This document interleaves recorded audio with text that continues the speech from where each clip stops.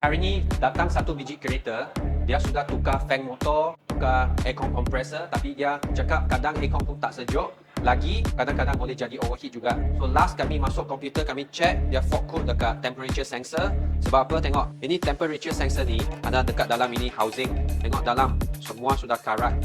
Ini pun karat. So bila ini sensor sini suatu karat, dia tak boleh nak detect temperature yang betul. Lepas tu dia punya fan motor boleh jadi kurang pusing ataupun lemah, jadi engine overheat. Apabila itu pusing lemah fan motor, angin sejuk pun tak boleh nak masuk dalam kereta. So sesiapa yang pakai kereta janji pakai coolant. Jangan macam customer ni tak pakai coolant, sebab nanti kalau kita nak check leaking ke apa, dia tak ada keluar, tak boleh nampak dia keluar mana. Macam ni dia ada pakai coolant dulu, kami boleh tengok tengok dalam ni. Putih-putih ni boleh nampak lah. Kalau you orang tak pakai coolant, tengok dalam ni dia punya sistem semua suara karat. Lagi nanti nak check leaking susah, sebab dia tak ada keluar buih-buih putih-putih. Kami susah nak cari tempat yang betul-betul leaking.